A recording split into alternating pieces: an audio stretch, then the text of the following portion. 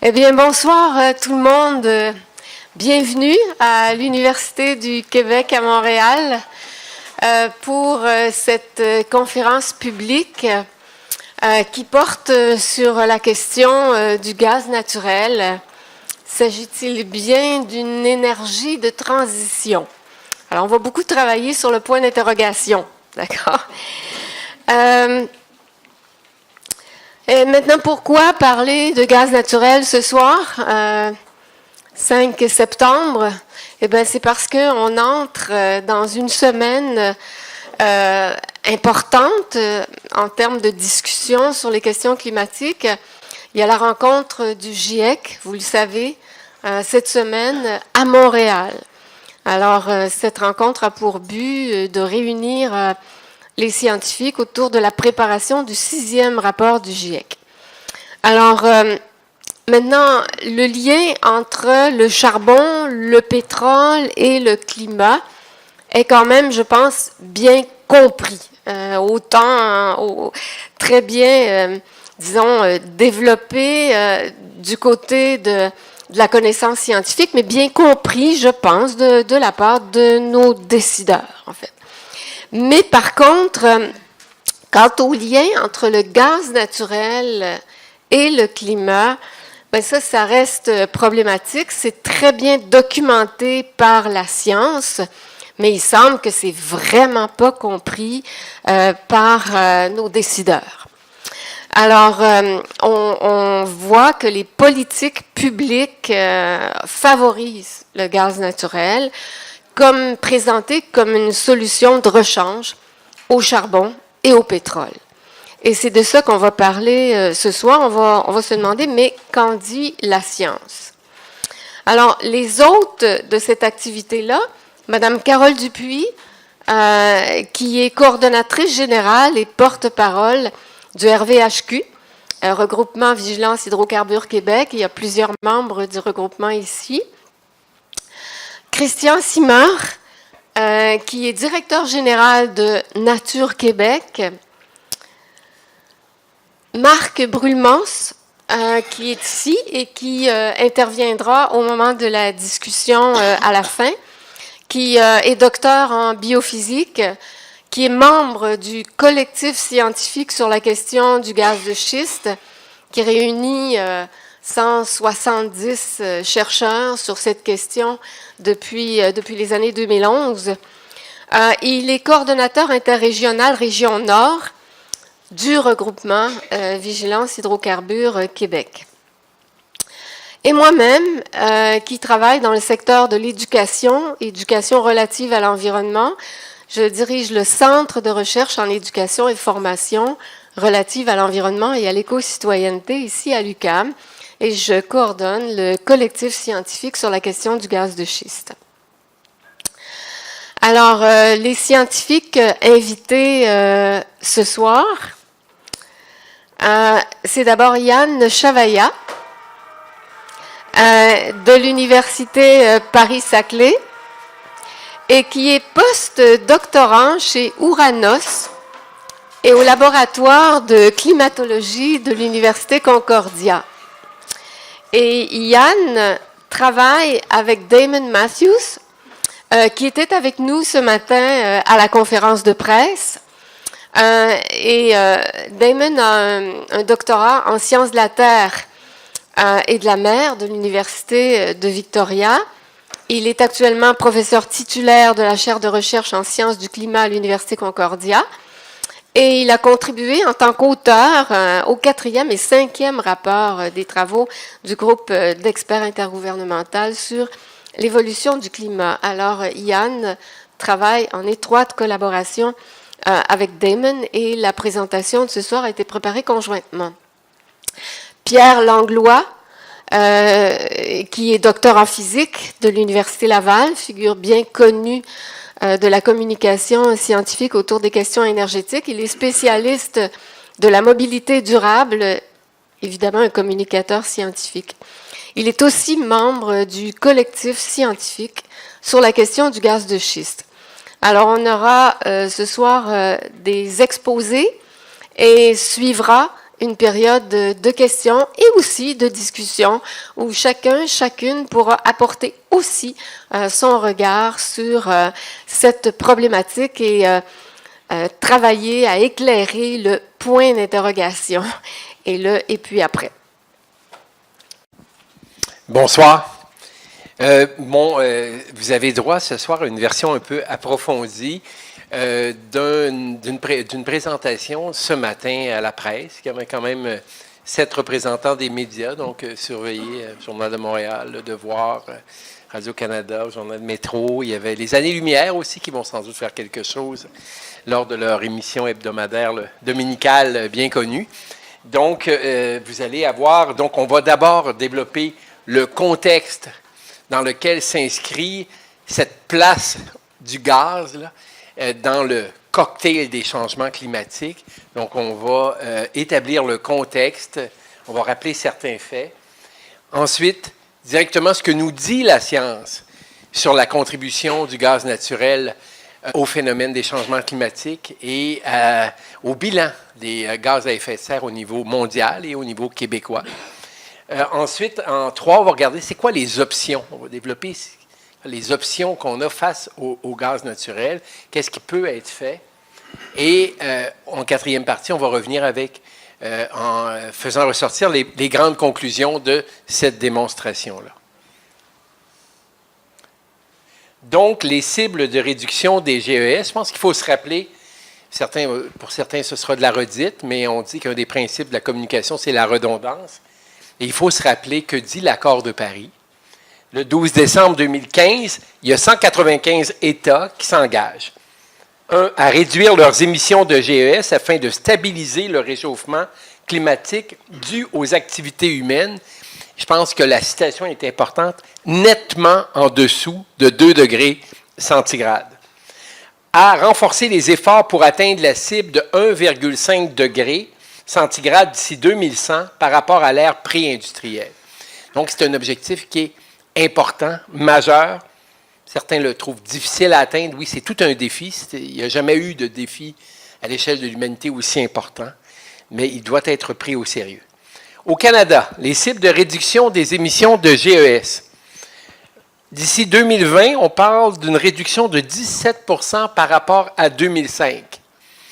Mais si on regarde par rapport à l'échelle qui servait pour l'accord de Kyoto, qui était l'échelle de 1990, en fait, on se donne un peu congé pour la première partie. C'est plus 1,5 % par rapport à 1990. D'ici 2030, 30 % par rapport à 2005, ce qui fait simplement une diminution de 14,5 % par rapport à 1990.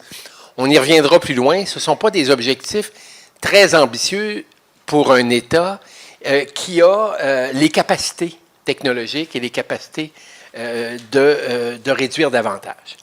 Cible de réduction des GES pour le Québec. D'ici 2020, 20 % de réduction par rapport à 1990. D'ici 2030, 37,5 % par rapport à 1990. Et d'ici 2050, de 80 à 95 % de réduction par rapport à 1990. C'est assez intéressant de voir que l'échelle de référence canadienne et québécoise n'est pas la même.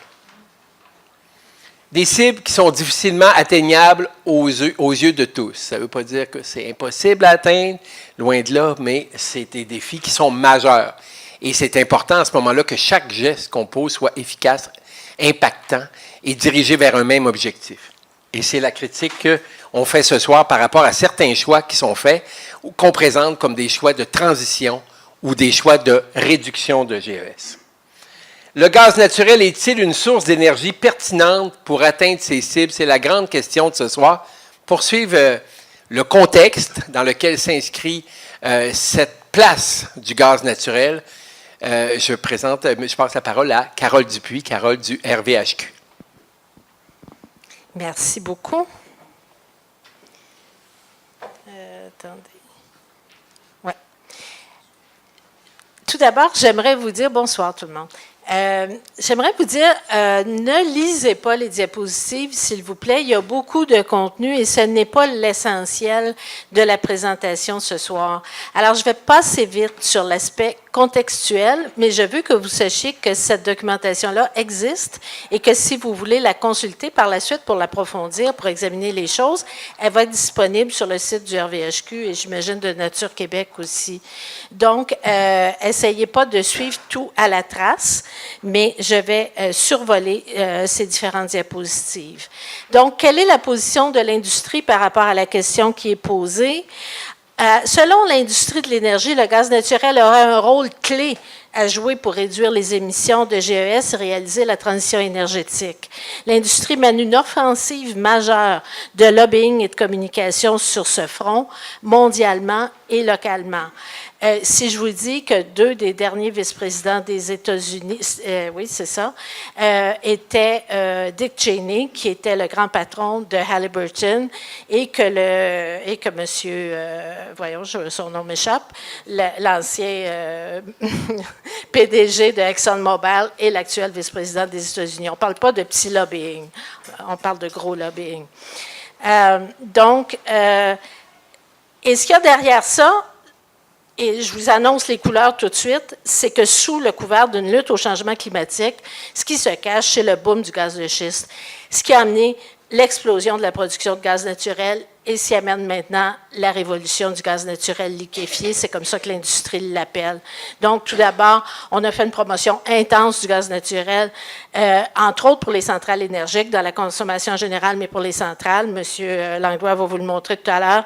Et maintenant, on a une frénésie, littéralement, de projets d'usines de liquéfaction, de terminaux d'exportation de gaz naturel liquéfié. Alors, je passe très vite sur les diapos qui suivent. C'est juste pour vous montrer que c'est intense. L'Agence internationale de l'énergie publie des rapports, fait des colloques. L'Union internationale du gaz, conférence 2018, le rôle du gaz naturel dans la transition énergétique. ExxonMobil, numéro 1 du pétrole et du gaz privé, qui publie des rapports là-dessus. Engie, Total, Shell et j'en passe beaucoup. Donc, c'est très important. Quelle est la position du Canada? Le Canada estime-t-il que le gaz naturel est une énergie appropriée aujourd'hui?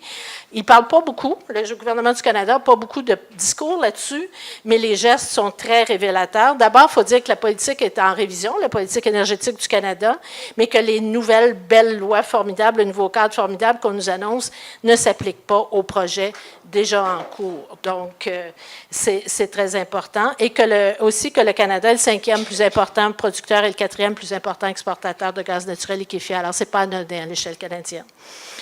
Les gestes que le gouvernement fédéral pose, c'est le maintien des subventions aux énergies fossiles. Ça s'applique autant au gaz qu'au pétrole.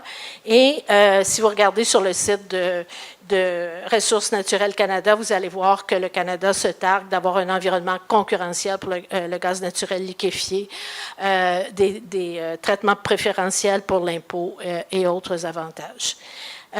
Et évidemment, vous savez tous que Justin Trudeau a approuvé l'énorme projet dans l'Ouest canadien qui aurait été un des plus gros émetteurs de gaz à effet de serre jamais vu au Canada. Il a été abandonné, mais ce n'est pas grâce à Justin Trudeau.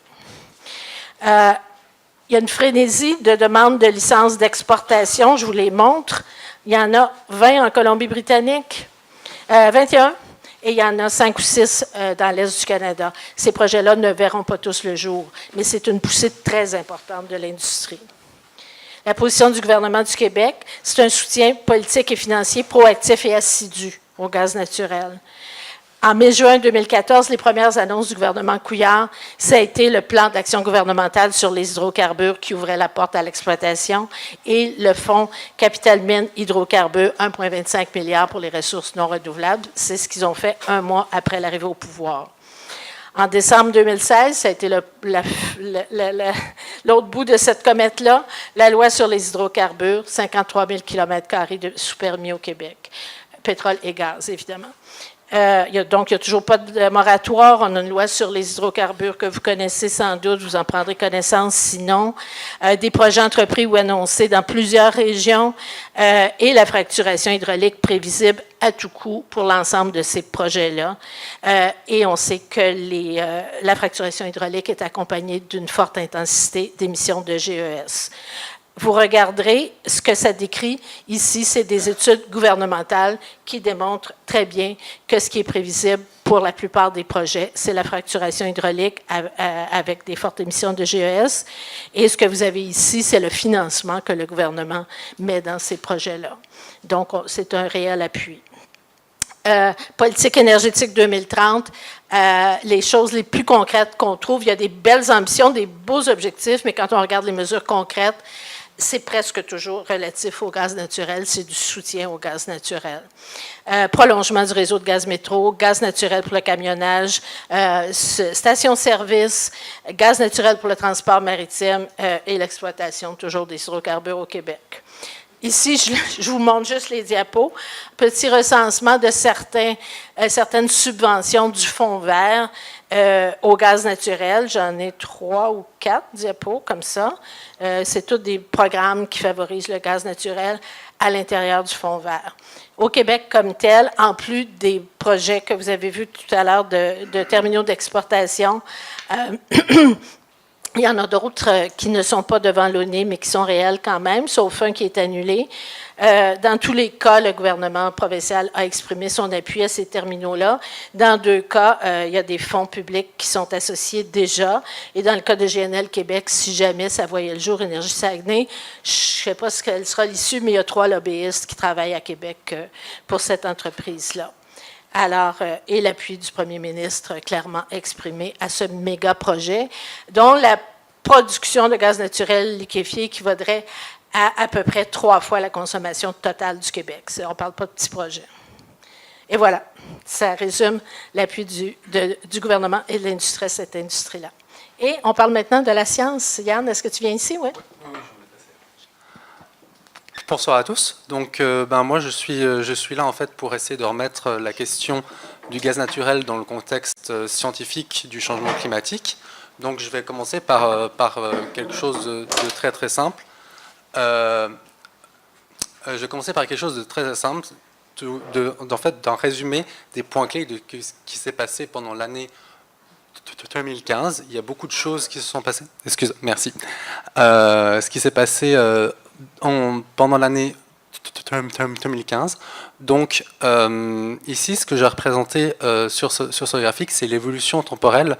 C'est l'évolution temporelle de la concentration de CO2 dans l'atmosphère, qui est mesurée sur une centrale de mesure à Hawaï, en plein milieu de l'océan Pacifique, et on voit, et qui était aussi reconstruite, excusez-moi, par différents proxys de glace, de carottes de glace qu'on a extraites dans l'océan Arctique, et on voit une nette augmentation de la concentration de CO2 depuis le début de l'ère industrielle, et on a atteint le cap des 300 particules par million dans les années 1910, et en 2015, on vient de franchir la barre des 400 particules par million, et on voit que pendant cette période industrielle, la concentration a vraiment augmenté de manière drastique. Et deuxième chose clé qui s'est passée pendant l'année 2015, c'est que le réchauffement global par rapport aux références pré-industrielles, donc avant 1850, a dépassé les 1 degré à l'échelle globale. Et troisième événement qui s'est produit pendant l'année 2015, comme on l'a dit précédemment, c'était la COP 21 en décembre qui a eu lieu à Paris et qui a été conclu par un accord qu'on peut qualifier d'historique entre 195 pays présents, comparé à ce qui s'était passé après tous les échecs de la COP à Copenhague en 2009. C'était quand même un travail assez impressionnant. Et l'objectif principal de cet accord est en fait de se mettre d'accord sur un consensus pour limiter le réchauffement planétaire entre 1,5 et 2 degrés d'ici à la fin du XXIe siècle par rapport à la période pré-industrielle. Et pour respecter cet accord, qu'est-ce qu'il faut qu'on fasse pour respecter ces engagements. Alors, ce que je vous ai représenté ici sur la figure de gauche, ce sont en fait les émissions de CO2 à l'échelle globale qui ont été émises par année en noir. Donc, le graphique commence dans les années 1980 pour continuer dans les années 2015 pour montrer que ces émissions de CO2 augmentent petit à petit. Et ici, on a la valeur de 2016 qui en est à environ 35 gigatonnes de CO2 par année. Et on voit des projections climatiques à l'horizon de la fin du siècle, jusqu'à la fin du XXIe siècle. Et on a en rouge les émissions par année qu'on projetterait si on ne faisait rien pour lutter contre les changements climatiques et pour revoir notre politique énergétique.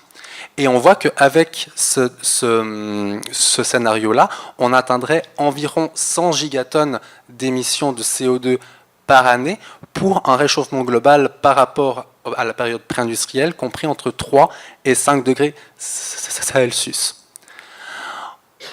On a en noir en pointillé, je ne sais pas si vous arrivez bien à voir pour une cible à 2030, les émissions qu'on s'est engagé à tenir avec l'accord de Paris en 2015, ce qu'on appelle ici des NDC, c'est-à-dire si on fait la somme de ce que chaque pays s'est engagé à respecter.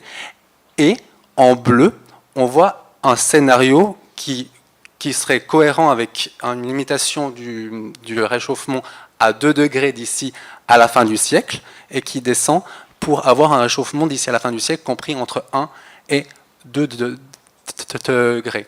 Et on voit que cette différence entre la projection faite par ce qui était engagé par tous les pays en 2015 à l'horizon 2030 et le scénario qui limiterait à 2 degrés est encore grand, ce qui explique bien en fait un point important de l'accord de Paris, c'est que les pays se sont engagés sur quelque chose à l'horizon 2030 et se sont aussi engagés à réitérer leurs engagements pour qu'ils deviennent de plus en plus importants pour pouvoir petit à petit limiter le réchauffement en dessous de 2 degrés. Et si on parle de ce scénario bleu, on voit que les émissions par année commencent à décroître rapidement à partir des années 2020-2025 pour atteindre 0 à l'horizon 2070. Qu'est-ce que ça veut dire que les émissions nettes de CO2 par année deviennent nulles? Ça veut soit dire qu'on n'émet plus du tout de CO2, soit qu'on émet, toujours avec notre consommation certes réduite, mais quand même notre consommation, et en contractant, j'ai le mot en anglais, mais en compensant ça, en stockant le CO2 par diverses manières que je ne vais pas détailler là. Et en fait, ce qui est important de savoir, c'est que si on décide de ne pas implémenter ces mesures de stockage de CO2, on voit, selon d'autres études, qu'on devrait stopper toute émission avant 2026 si on considère un scénario sans capture de CO2. Donc, là maintenant, je vais introduire le concept de zéro émission, donc ce zéro émission qui serait atteignable au cours du XXIe siècle. Et ce concept-là figure également dans l'accord de Paris, qui dit que pour limiter le réchauffement de 1,5 à 2 degrés, et pour arriver à une balance entre les émissions et... ce concept de zéro émission consiste à réussir à avoir une balance entre ce qu'on émet et ce qu'on arrive à réimplanter dans le système hors de l'atmosphère par des puits de carbone d'ici la deuxième moitié du XXIe siècle. Donc nos émissions devraient être compensées, et donc des nouvelles technologies assez demandeuses devraient être mises au point pour consommer ou capturer le CO2.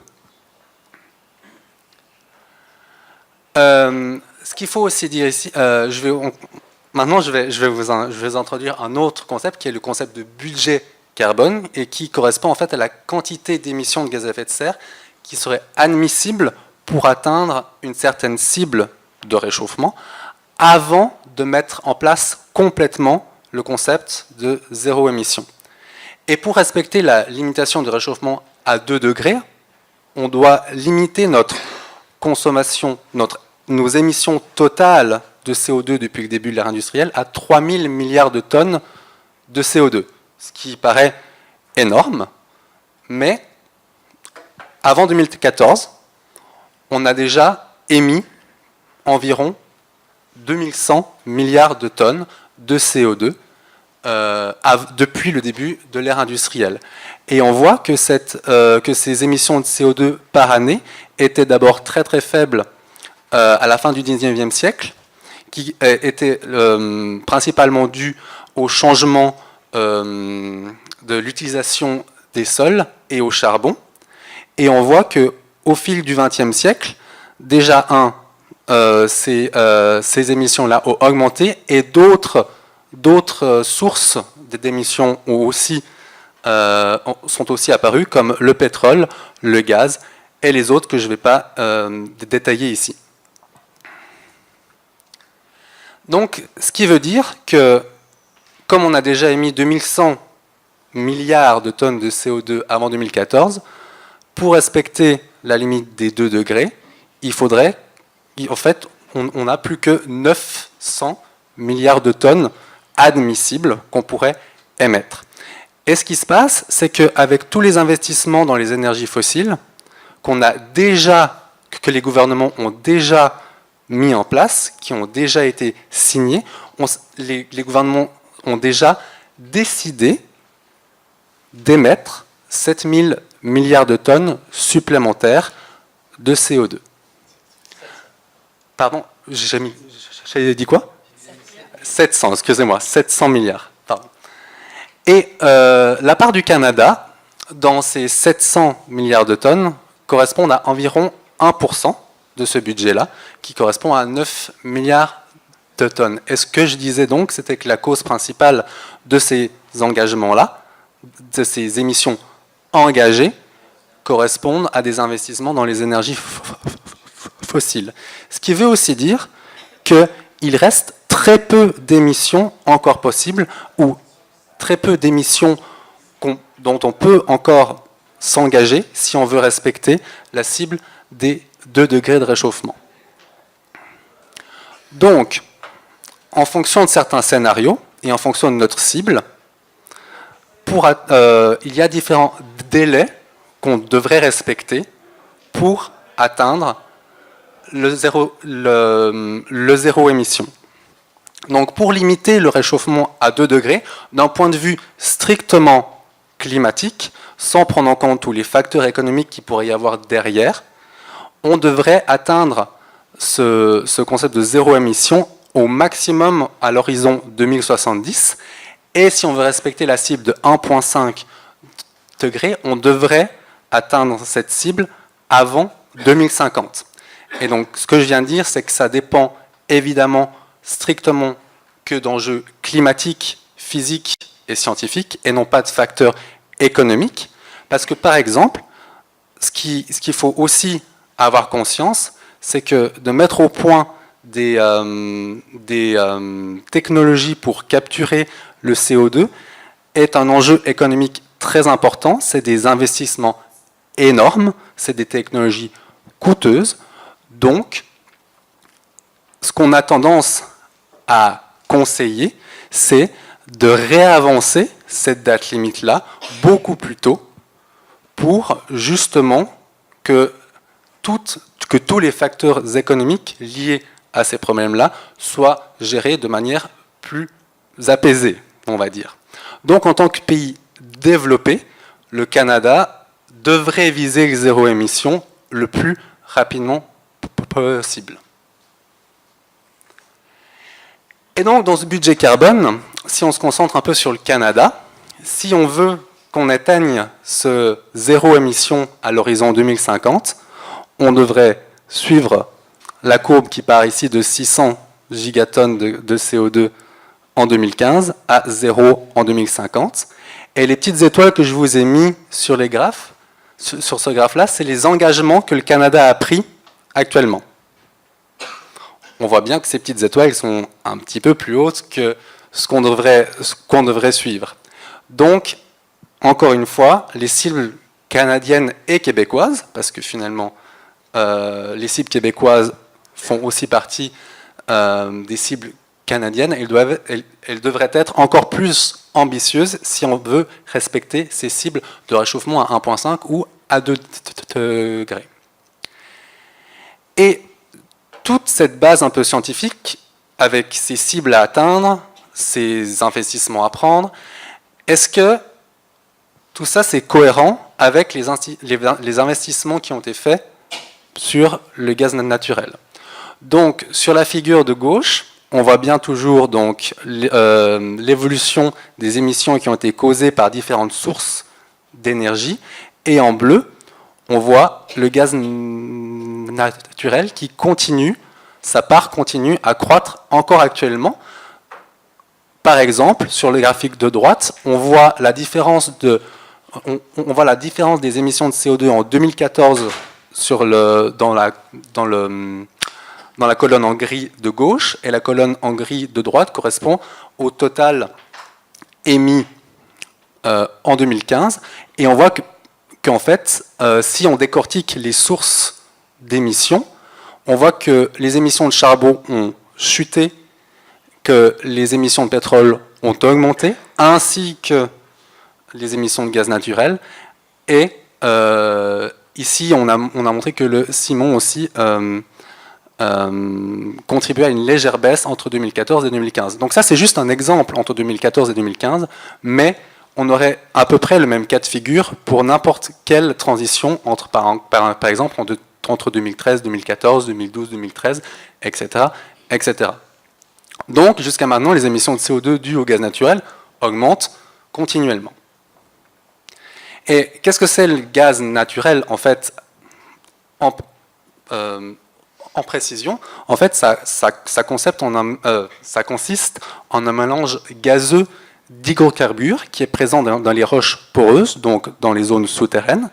Et ce gaz naturel, il est composé principalement de méthane, CH4, et c'est un combustible fossile, donc tout comme le pétrole ou le charbon. Et donc, il contribue, comme on l'a dit avant, à la modification de l'effet de serre. À l'échelle mondiale, il correspond à la 3e source d'énergie que l'on utilise, et il est responsable à environ 20% des émissions totales en CO2. Et on peut le nommer avec des différents noms en fonction de son origine. On peut aussi l'appeler gaz de schiste ou biogaz, ou etc., etc. Donc, comment ça se passe quand le gaz naturel est consommé par nos propres technologies? En fait, tous ces gaz est brûlé, et donc, par combustion, on émet du CO2. Ce qui est aussi important de prendre en compte, c'est que le rendement de cette technologie n'est pas parfait, donc le rendement ne vaut pas 100%, donc il y a des pertes, il y a des fuites, ou il peut y avoir des combustions incomplètes, donc ce gaz non consommé peut être aussi émis, et donc on émet également du méthane CH4. Pour différencier un peu le CO2 et le CH4, le CO2, c'est le principal gaz à effet de serre responsable du changement climatique. Il a une très longue durée de vie dans l'atmosphère, donc il reste longtemps dans l'atmosphère sans se décomposer, et donc son effet sur le climat dure pendant plusieurs siècles. Quand vous allez faire un trajet en voiture pour rentrer chez vous, le CO2 que vous avez émis aura des conséquences sur des dizaines et des dizaines d'années encore. Le CH4, c'est un petit peu différent, le méthane. C'est un gaz à effet de serre qui est beaucoup plus puissant que le CO2, mais il a une courte durée de vie. Donc son effet est grand, mais dure seulement, entre guillemets, pendant quelques décennies. Ce que je veux aussi introduire ici, c'est le concept de lock-in, donc d'inertie climatique. C'est exactement ce que je viens de vous dire. C'est que tout ce qu'on émet maintenant, eh bien, finalement, aura une conséquence pour très longtemps. Et donc, il faut réfléchir tout de suite à notre propre consommation maintenant pour évaluer les conséquences que l'on aura beaucoup plus tard. Et on parle ici d'inertie climatique. Je vais introduire encore une autre notion ici, qui est la notion d'équivalence CO2. Donc, en fait, pour mener à bien des politiques d'atténuation des changements climatiques et d'émissions de gaz à effet de serre, on a mis au point cette notion qui correspond en fait à dire que le potentiel de réchauffement planétaire d'un gaz à effet de serre par rapport au CO2 dépend de son pouvoir contribuant à l'effet de serre et de sa durée de vie. Et donc du coup, ce qui est très compliqué à faire, par exemple pour le méthane, c'est qu'il n'a pas forcément la même influence en fonction de l'échelle de temps à laquelle on se place. Par exemple, sur 20 ans, le méthane a un pouvoir de réchauffement global 86 fois plus grand que le CO2, mais sur 100 ans, il n'a que, toujours entre guillemets, un pouvoir 34 fois plus grand que le CO2. Et donc, souvent, ce qu'on fait pour mettre en place des politiques d'atténuation, c'est qu'on se place toujours à l'horizon 2100. Donc, d'une période d'à peu près 100 ans. Qu'est-ce qu'on fait en faisant ça? C'est que, finalement, on sous-estime l'effet de tous les autres gaz à effet de serre à part le CO2, qui a un pouvoir de réchauffement plus grand que le CO2.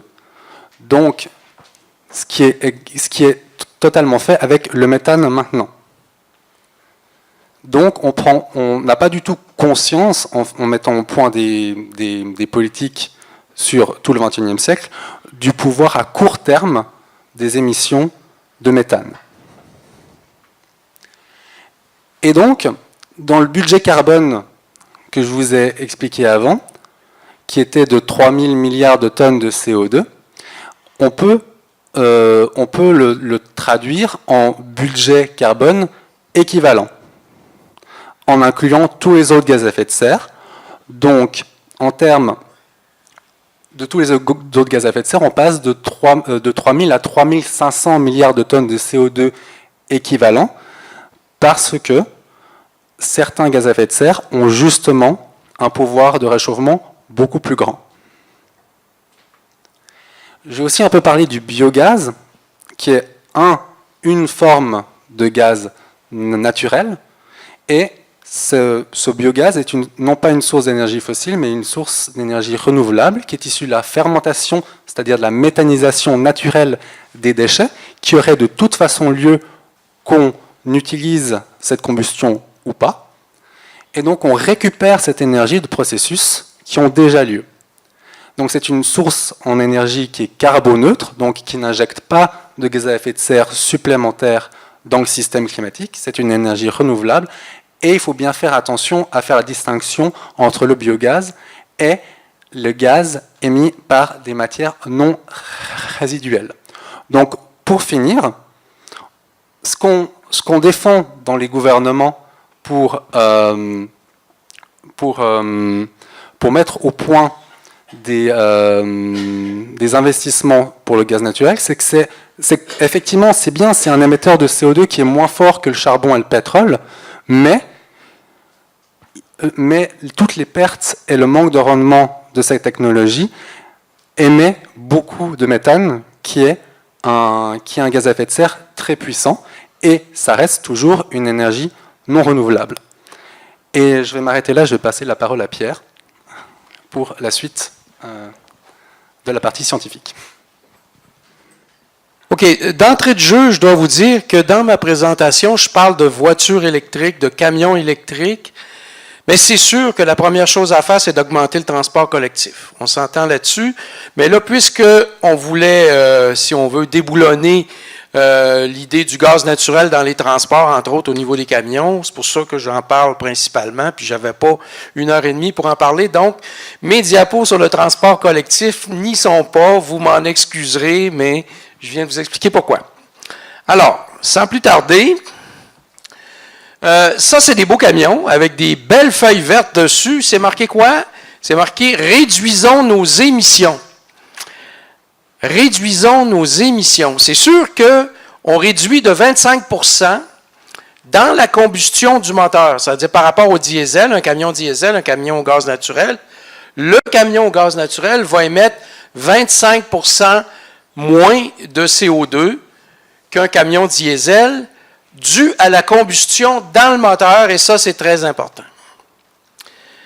Mais il n'y a pas seulement que la combustion dans le moteur dans cette histoire-là, il y a tout le cycle de vie du gaz naturel qui commence très loin, qui commence en fait au puits. Et je vais passer rapidement parce que justement, Yann en a parlé, simplement pour vous rappeler que le méthane, qui est le principal composant du gaz naturel, est beaucoup plus puissant comme gaz à effet de serre que le CO2. Et sur les différents nombres d'années, j'ai ajouté 50 ans, qui me semble raisonnable, parce que dans 50 ans, si on n'a pas réglé le problème, on a des gros problèmes, là. Alors, la question qu'on peut se poser, puisque c'est beaucoup plus puissant, les fuites de méthane, que le CO2, ça prend quel pourcentage de fuite dans toute la chaîne, là? Parce que la chaîne, c'est le puits, le gazoduc qui transporte. Ensuite de ça, on a la distribution dans les villes et on a aussi les puits fermés qui vont émettre du méthane pendant 100 ans. Donc ça fait partie de toutes les fuites. Et donc, dans toutes ces sources de fuite-là, quelle fuite ça prend pour annuler le gain de 25% dans le moteur? Et je retiens 1,3 parce que sur 50 ans. Donc, si on a 1,3% de fuite, on est aussi pire que le diesel, puis si c'est plus, ben c'est pire que le diesel. Au niveau des gaz à effet de serre. Alors, selon l'EPA, l'Environmental Protection Agency, excusez-moi, les fuites de méthane, c'est 1,5%. Bon, 1,5%, c'est pas gros et c'est très contesté et c'est de loin en dessous de la réalité. Alors, la preuve, c'est qu'il y a des chercheurs du NOAA, le National Oceanographic and Atmospheric Administration, l'équivalent de la NASA, et l'Université du Colorado, ils ont détecté 4 à 9% de fuite juste dans les puits. Je viens de vous dire qu'à 1,3, puis on est pire que le diesel. Alors, juste dans le puits, on a des fuites là. Et il y a des chercheurs de l'Université Harvard, Boston et Stanford, ils ont analysé les fuites dans la ville de Boston du réseau de distribution et ils ont trouvé 2,7% de fuites là. Et là, je ne parle pas des fuites après vie puis des fuites dans le transport. Fait que ça fait beaucoup de fuites, ça. Hein? Donc, vous en concluez que le gaz, à cause des fuites de méthane, c'est bien pire le gaz naturel que le diesel. Pourtant, on avait des belles feuilles vertes pour nous dire qu'on réduisait nos émissions. Alors, moi, je trouve que c'est de la désinformation. Il faut appeler un chat un chat. Et en plus, on va puiser dans le fond vert pour faire ça. Fait que ça n'a pas de sens. Alors, un article du Dr. Howard de l'Université de Cornell dans lequel il décrit les différentes, à gauche, en bas, vous avez des barres horizontales qui vont jusqu'à 8% de fuite de méthane. En fait, il décrit les différentes équipes de recherche qui ont évalué, mesuré les fuites de méthane à différents endroits. En rouge, c'est dans les puits. En jaune, c'est dans la distribution gazoduc. Donc, on est au 4, 5, 6, 7, 8, 9%. Là. Et à droite, c'est les évaluations du Dr. Howard lui-même au niveau des gaz à effet de serre. Regardez celui d'en haut à droite. Sur 20 ans, donc 86 fois pire. Sur 20 ans, le méthane. Vous voyez qu'en bleu, ça, c'est le CO2 qui est émis lors de la combustion. Effectivement, vous voyez qu'à droite complètement, c'est le diesel. À gauche complètement, c'est le gaz de schiste. Juste après, c'est le gaz conventionnel, le gaz naturel conventionnel. Mais regardons le gaz de schiste, qui est proche que près de la moitié du gaz naturel en Amérique du Nord. Vous voyez que en bleu, c'est donc la combustion dans le moteur, c'est à peu près 25% moins que le dernier à droite, là, le diesel. Mais en magenta, c'est les gaz à effet de serre dus aux fuites de méthane. Et là, si vous constatez, c'est pas mal pire que le diesel. Donc, tirez-en vos conclusions. Et même sur 100 ans, c'est pire que le diesel, ou à peu près l'équivalent. Mais 100 ans, ça n'a pas de sens de considérer le méthane sur 100 ans, parce que c'est dans les 30 prochaines années que tout va se passer, puis que le méthane va réchauffer violemment la planète, là, parce que c'est une source de réchauffement très importante. Autre étude, au Canada cette fois-là, par la Fondation David Suzuki et l'Université Saint-Francis-Xavier en Nouvelle-Écosse. Ils ont fait 8000 km avec un véhicule spécialisé, là, équipé de spectromètres, puis de tout ce qu'il faut, anémomètres pour mesurer la vitesse des vents, etc. Et ils se sont promenés dans les régions de la Colombie-Britannique pour évaluer les émissions de gaz, les fuites de méthane. Et ils ont trouvé que les fuites de méthane étaient deux fois et demi plus élevées que les chiffres du gouvernement. Et en plus, pour vous donner une idée à quoi ça correspond, c'est l'équivalent de mettre sur la route 2 millions de voitures. Ça, c'est juste une partie de la Colombie-Britannique. Et c'est 50% de la production de la Colombie-Britannique. Donc, toute la Colombie-Britannique, on pourrait avoir l'équivalent de mettre les fuites de méthane, c'est l'équivalent de mettre 4 millions de voitures sur les routes. Il y en a 20 millions au Canada. Hein? Et là, on n'a pas parlé de l'Alberta, de le Manitoba, etc. Donc, c'est très important, toujours beaucoup plus important de ce qu'on nous déclare. Effectivement, le biométhane, donc, c'est fait par des résidus, la fermentation de résidus, et ça, c'est correct. On en émet 90% moins de GES que le diesel cette fois-là, parce que si on l'enterrait, les résidus organiques, les plures de banane, etc., ça décomposerait, puis ça ferait du méthane, puis ça s'en irait dans l'atmosphère. Fait que là, au lieu de faire ça, on le récupère, puis le méthane, on l'utilise. Donc, et on peut le récupérer tout le temps parce que les bananes vont repousser ou le reste va repousser, les résidus vont pousser. Donc, c'est carboneutre qu'on appelle. C'est bien, mais avec ça, on peut alimenter seulement 270 camions diesel, l'équivalent de 270 camions lourds 18 roues, là. En comptant 150 000 km par année, parce que les long haul, ou les camionnages à longue distance, font beaucoup de kilométrage. Et tout ça pour vous dire qu'il y a présentement la route bleue sur laquelle on met des camions entre Québec et Toronto. Sur cette filière-là, il y en a même une station à Rivière-du-Loup. Et c'est pour alimenter les camions au méthane, en fait, au gaz naturel. Il y a 45 200 camions de 18 roues au Québec. Alors, 300 camions là, avec du biométhane, même si on multipliait par 10, ça ferait à peine 3000. C'est des peanuts. Donc, on ne peut pas aller loin avec ça. C'est une ressource rare, même si elle est correcte au niveau des gaz à effet de serre, le biométhane. Là. On ne peut pas aller loin, c'est trop rare. Alors, quand on a une ressource rare, qu'est-ce qu'on fait? Parce que le développement durable, c'est pas seulement les gaz émissions, les émissions de gaz à effet de serre, là. C'est aussi et beaucoup l'efficacité énergétique. Donc, si on regarde les efficacités, le chauffage, si tu prends du biométhane, 95% de l'énergie du biométhane va se retrouver en chaleur. C'est parfait. Très efficace. Le moteur à combustion interne, seulement que 30%. Alors, ce n'est pas efficace pour une ressource qui est rare. Ce serait mieux de faire des serres avec des tomates biologiques ou whatever avec la chaleur. Je vous ai parlé, donc, et je vous ai montré que le gaz naturel, sur le cycle de vie, est pire que le diesel, contrairement à ce qu'on veut nous faire croire. Maintenant, je vais vous parler d'une alternative, les voitures électriques versus les voitures à essence. Alors, à gauche, les deux de gauche, c'est des voitures à essence. Ça, c'est les émissions de gaz naturel en tonnes de CO2 équivalent. On voit qu'une Ford Focus a près de 50 tonnes sur son cycle de vie, incluant les gaz à effet de serre émis lors de sa fabrication de de la voiture. Et en bleu pâle, c'est la fabrication de la batterie. En vert, ça, tout ce qui est en vert à droite, c'est les voitures électriques. En vert, c'est les gaz à effet de serre émis par les centrales électriques qui rechargent les voitures. Et ça dépend évidemment où on est. À droite complètement, c'est le Québec. Regardez que la ligne verte là, est 50 fois moins pire que les voitures à essence. Là.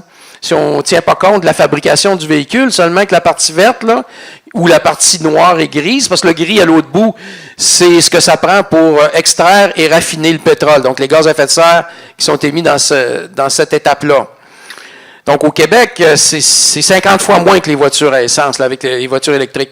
Mais aux États-Unis, dans différents États, en Nouvelle-Angleterre, on le voit, le premier vert à gauche, là, c'est mieux qu'une Prius quand même. En Floride, c'est l'équivalent d'une Prius à cause des centrales électriques. Et ça représente la moyenne aux États-Unis.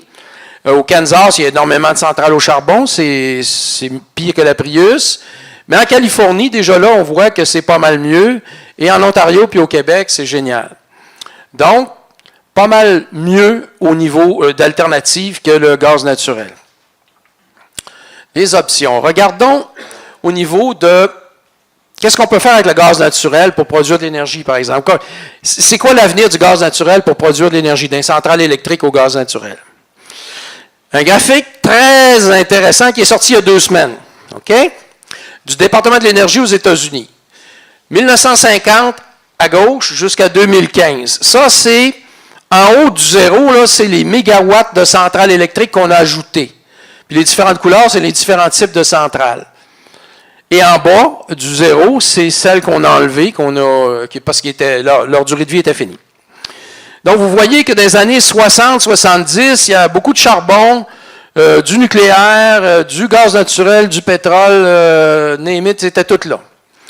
Mais au début des années 2000, en bleu pâle, on voit que c'est le gaz naturel. Il y a eu un gros boom de centrales au gaz naturel pour remplacer le charbon. Et le charbon et le pétrole sont partis. On voit du rouge, ça c'est le pétrole. Et le charbon a été aussi, ces centrales-là ont été fermées de plus en plus.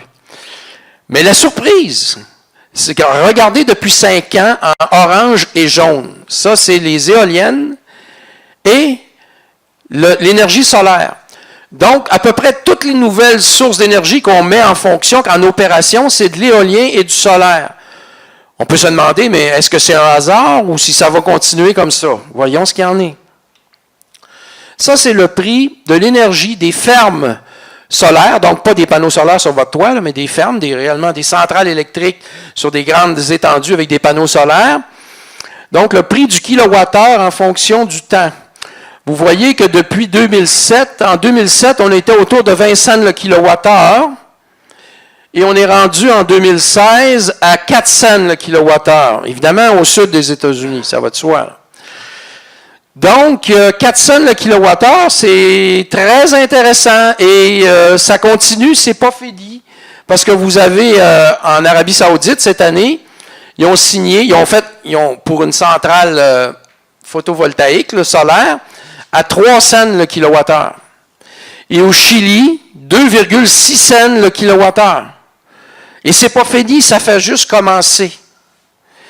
Donc, on va se ramasser avec l'énergie solaire à 2 cents et demi le kilowattheure dans pas grand temps, un peu partout où il fait soleil.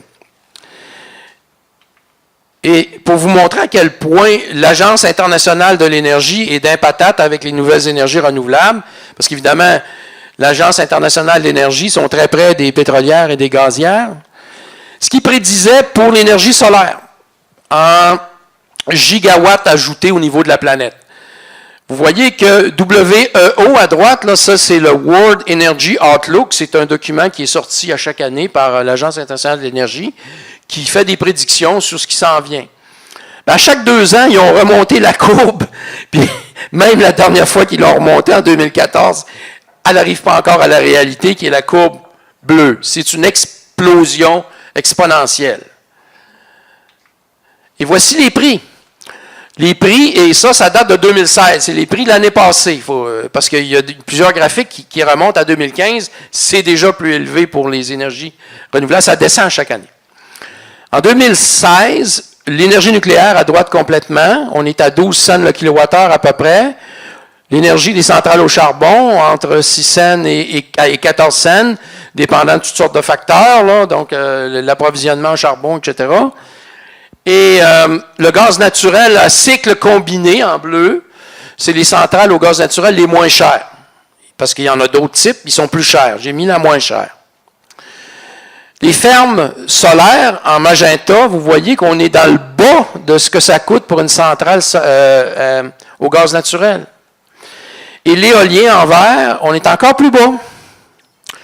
Et le gagnant, c'est évidemment l'efficacité énergétique. Ne pas consommer de l'énergie, ne pas la gaspiller, mieux isoler les maisons, meilleur éclairage, meilleur moteur, etc., etc. L'efficacité énergétique, c'est évidemment ce qui coûte moins cher.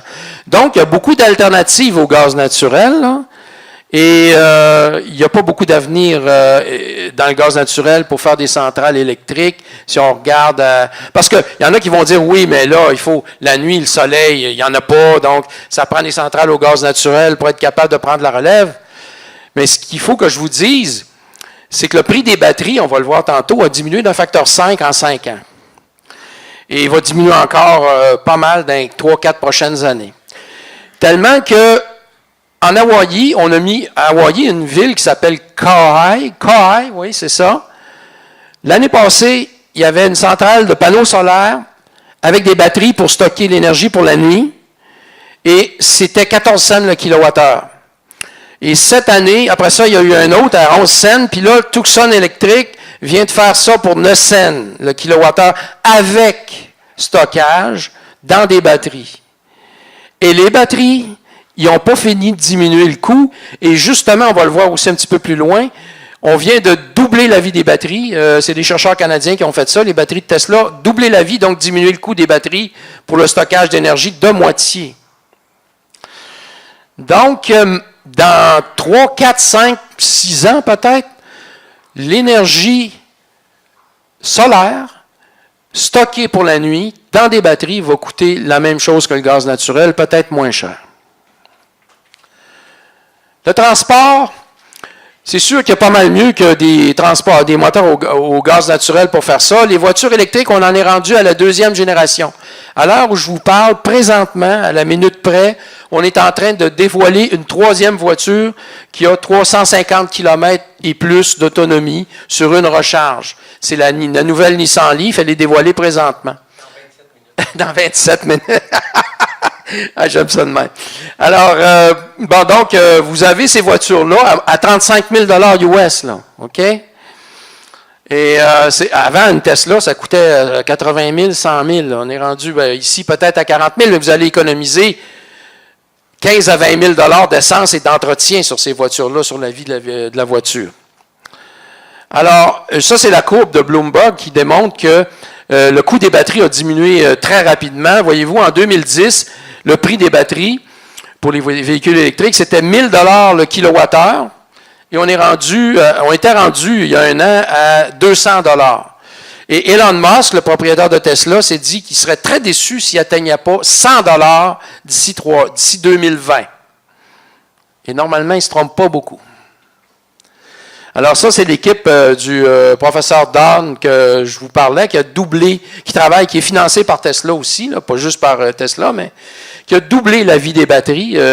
Il y avait 5 ans pour faire ça dans sa subvention. Il l'a fait en 1 an. Alors, c'est assez spécial, mais je n'ai pas le temps d'élaborer là-dessus. Et ça, c'est le professeur Goudunov, qui est l'inventeur de la batterie lithium-ion moderne. Avec son équipe à l'Université du Texas, il vient d'annoncer ce printemps qu'ils ont réussi à mettre 3 fois plus d'électricité stockée pour un même poids de batterie. Et ça se recharge très rapidement, c'est très sécuritaire. On peut même utiliser du sodium, parce qu'il y avait un problème avec le sodium, je n'ai pas le temps d'élaborer non plus, mais avec ce qu'il a découvert, on peut utiliser le sodium, puis le sodium, c'est dans le sel. NaCl, le sel de mer, on n'en manquera jamais. Fait que ceux qui disent que le lithium, c'est peut-être que les réserves sont pas assez grandes. Puis c'est recyclable aussi. Hein? Pas oublier ça, c'est pas comme le gaz naturel. Ça ne se recycle pas une fois que c'est consommé. Donc, il y a un bel avenir au niveau technologique. Et tout ça pour dire que, toujours Bloomberg, là, qui regardons l'évolution du prix des voitures sans subvention. Voiture électrique en bleu, voiture essence en rouge de même catégorie. Eux autres, ils se disent, ben, en 2024, 2025, ça va être le même prix.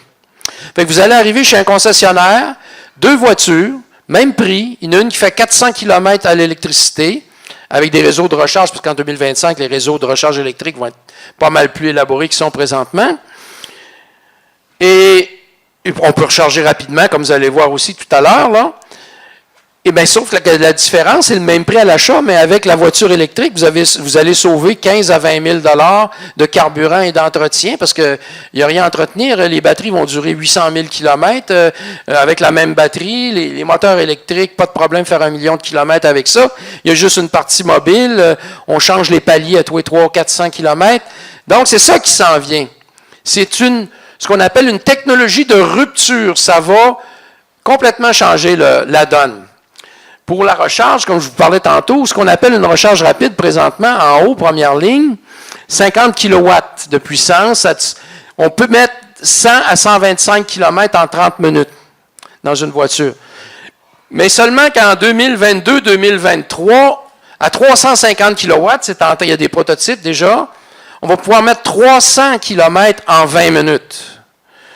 Fait que donc, tu sais, au bout de 300 km, c'est normal d'arrêter un peu de dégourdir les jambes, prendre un café, aller aux toilettes, là. Alors, c'est pas la fin du monde. Alors, je vous ai parlé des voitures au début pour vous montrer pourquoi l'amélioration des performances et la diminution de coûts nous amènent à rendre des camions électriques maintenant faisables. Et ça, c'est 2 nouvelles compagnies, une québécoise à droite, et une qui est moitié américaine et chinoise. Ils mettent toutes les 2 des camions électriques sur la route cet automne. Et ici, Nordresa, qui est une compagnie québécoise, ils veulent en fabriquer 800 l'année prochaine. Et on vient d'apprendre, il y a à peine une semaine, que Cummins, qui est le plus grand fournisseur de groupes de propulsion pour les gros camions et les autobus, mettre sur le marché un groupe de traction électrique qui va permettre de faire 160 km. Ça, c'est pour, évidemment, le local. Et c'était M4, une compagnie québécoise qui est issue des travaux sur le moteur roue, qui va fournir les moteurs. Alors, Tesla, d'ici une semaine ou 2, vont nous présenter un camion lourd, classe 8, électrique entièrement. Et probablement, ce qu'ils vont faire, c'est comme ils ont fait avec les voitures électriques. Ils ont mis un réseau de superchargeurs qui peuvent remettre 250 km en 30 minutes. Eux autres sont déjà plus avancés que les autres, là. Alors, ils vont faire ça pour les camions, probablement échanger la batterie. Simplement, en 5 minutes, on peut faire ça. Au lieu de la recharger, on l'échange. Et ça va permettre à des camions ils vont avoir 400 km à peu près d'autonomie au début. Et puis, ben, on a vu qu'on va pouvoir tripler la quantité d'énergie dedans, fait qu'éventuellement, ça va être plus que ça. Mais donc, ça s'en vient aussi dans les camions lourds et dans les traversiers, ça existe déjà. Traversier électrique en Norvège, il se recharge en 10 minutes au quai, et puis il peut transporter 120 autos et 360 passagers. Même qu'en 2018, en bas, c'est un bateau électrique pour le cabotage sur 20 km entre 2 usines d'une grosse compagnie, qui va éliminer 40 000 voyages de camions. Donc l'électrification, ce n'est pas seulement les gros camions, c'est aussi les bateaux. Ça commence là aussi. Alors, je vous remercie. Je vais laisser la parole à Christian. Donc, si on revient à ce qu'il fallait démontrer, en fait, c'est que le gaz naturel est une impasse qui nous éloigne de la transition. Il y a eu le gaz naturel a bénéficié de passer un peu sous le radar, selon l'expression qu'on disait de équivalent CO2. Et comme il est calculé sur 100 ans, alors que son degré nocif, et là où il faut vraiment agir les 20 prochaines années, c'est 86 fois, ben on arrive à des aberrations, ou on arrive à des faux calculs qui semblent avantager le gaz naturel par rapport au diesel, mais quand on le voit, on l'a vu, c'est nettement plus important et c'est absolument pas une énergie de transition. Donc, la réduction de CO2 à la combustion est de toute façon minime par rapport aux cibles à atteindre. Si on regardait seulement la combustion, mais on ne peut pas regarder que la combustion, et c'est plus qu'annulé par les émissions de méthane aux autres étapes du cycle de vie, et lorsqu'on ramène le côté néfaste du méthane sur 20 ou 50 ans. Le développement de la filière gazière compromet les chances du Québec et du Canada d'atteindre leur cible de réduction de GES. Il y a un coût d'opportunité. Il est clair que quand on utilise les ressources du Fonds vert ou les ressources d'Investissement Québec ou de ressources hydrocarbures, qui est un autre fonds, bien, quand on prend des ressources publiques pour pousser le gaz naturel en prétendant erronément, là, puis à la limite effrontément, que ça va réduire les GES, bien, il y a un coût d'opportunité parce que cet argent-là qu'on met sur des infrastructures qui ont une durée de vie souvent de 50 ans, là, on parle de pipeline, de réseau de distribution, 50 ans, eh bien, quand on fait ça, on verrouille, c'est un autre genre de verrouillage, on verrouille les solutions. Et donc, on voit qu'un coût d'opportunité, les fonds publics investis dans la filière gazière ne sont pas disponibles pour la vraie transition énergétique. Les moyens affectés à l'acquisition de compétences dans la filière gazière ne sont pas disponibles pour le savoir-faire en économie d'énergie, en aménagement du territoire, en travail sur la diminution de la consommation, donc, et sur les énergies renouvelables, véritablement renouvelables. Les ressources consacrées à une filière du 20e siècle ne sont pas disponibles pour que le Québec innove et se hisse dans l'économie des 21e siècle. C'est le problème, j'allais dire, le drame. Il y a Normand Mousseau qui a déjà parlé là, de la catastrophe. Ce n'est pas la catastrophe des milieux des ressources naturelles, là, ou le drame des ressources naturelles. On peut dire ici que c'est le drame du gaz naturel. De faire ça, c'est-à-dire quand on choisit le mauvais cheval. Là-dessus, c'est suite aussi à une opération de relations publiques de la vie en bleu, où on nous présente le gaz naturel au même titre que l'éolien, le même titre que le biogaz dans des annonces où on danse avec la petite flamme bleue, où on a mis des graphismes incroyables, où on a vu de jeunes dans les écoles dire « c'est donc plaisant penser pour l'avenir ».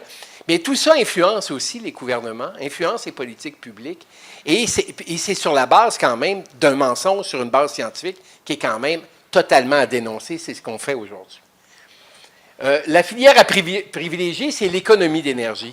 Et l'économie d'énergie, ça se décline pas uniquement dans les voitures électriques, Pierre le dit, c'est beaucoup dans le transport collectif, mais dans l'aménagement du territoire, dans notre façon de consommer. Il faut voir que l'industrie d'énergie elle-même, pour produire de l'énergie, prend 1/3 de l'ensemble de l'énergie disponible. Ça devient à un moment donné assez aberrant. Tandis que pour des services utiles, et encore là, ça comprend aussi toute notre surconsommation qu'il faut quand même interroger, questionner, challenger, c'est 1/3.